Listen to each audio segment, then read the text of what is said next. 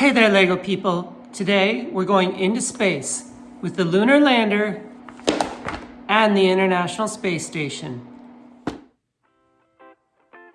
And here they are, the space station and the Lunar Lander.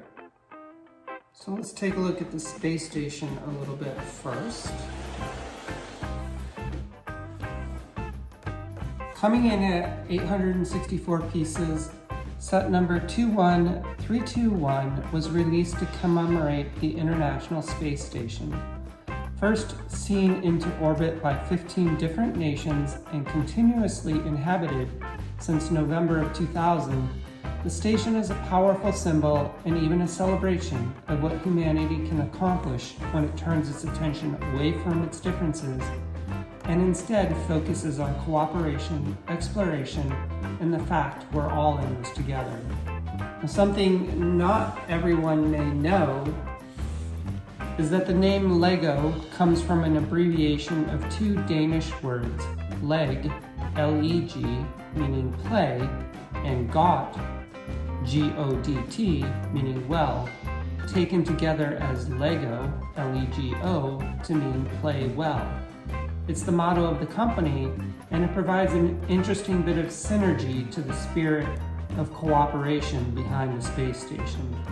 It's even more interesting to think on when one considers the set is not entirely LEGO's own doing, but the result of a collaboration between the company and the fan, Christophe Rouge, who originally designed the set. The set itself is what I would call micro scale, and it even comes with some of these little tiny minifigs. And normally I would consider micro scale to be kind of a bummer, but when one really considers scale and the fact a true to minifig scale size model of the station would likely be 6 or 7 feet long, and that doesn't include the solar panels, there really isn't an option but to make the set micro scale.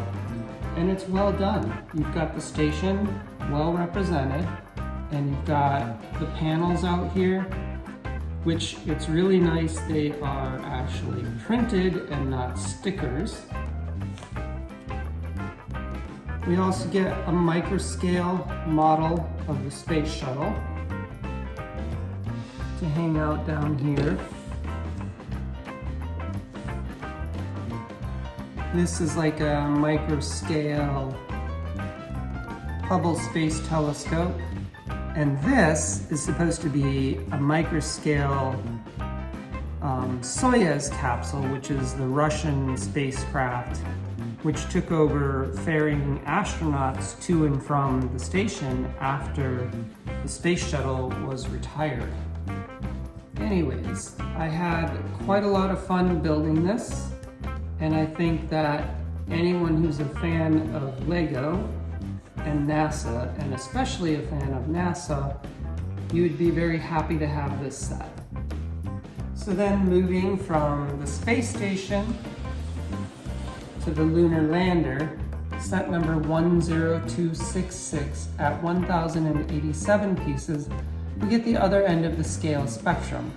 This set is designed for play with the LEGO minifigures and comes with two of them representing Neil Armstrong and Edwin Buzz Aldrin Jr., who flew on the Apollo 11 mission to the moon and were the first two humans to walk on the moon.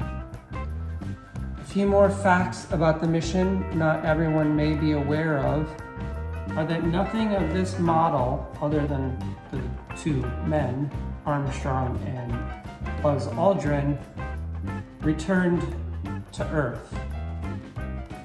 This bit, considered the lunar module, and this bit here is actually a launch pad for the lunar module.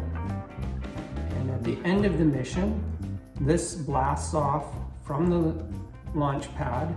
This gets left on the moon and is still there to this day. the lunar module here redocks in space with the command module, which is crewed by Michael Collins. After the docking, Armstrong and Aldrin and any samples they collect are moved from the lunar module back to the command module, and the lunar module is jettisoned, left in orbit around the moon, while the command module is what returns to Earth. Now, nobody actually knows what happened to the command module, though it's believed that the moon's gravity eventually took it and it crash landed back onto the moon's surface somewhere. So moving from facts about the actual spacecraft back to the LEGO models, this is not actually the first time LEGO has given us a lunar lander. 1975 saw the release of set number 565, Moon Landing. This was a set I actually had, and I'm pretty sure if I got the directions could piece together from my old LEGO. Maybe. It's kind of amazing to see just how far LEGO has come from then to now, and despite the evolution, every part of that old set is compatible with the current product being produced. Anyways, I really enjoyed this set. It was fun to build. It's very playable. It's got some great details, like the camera here that was used to record Armstrong as he first set foot on the moon.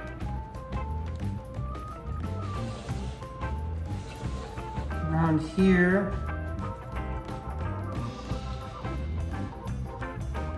you get a little model of the laser mirror that was set on the moon so that they could accurately measure the distance from the moon to the Earth. And then in here, something that was kind of cool was the red and white tanks representing the propellant and oxidizer for the propellant for the spacecraft.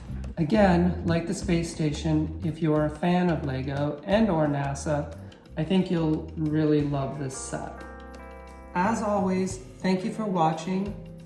If you enjoyed the episode, please consider liking and subscribing. Don't forget about our subscriber giveaway at 150 subscribers. I will be giving these away to a US resident, US shipping address. So hit that like, hit that subscribe. Let's get to 150 so we can get these to somebody. And for anybody who's interested, what follows will be time-lapse builds of the space station and the lunar lander.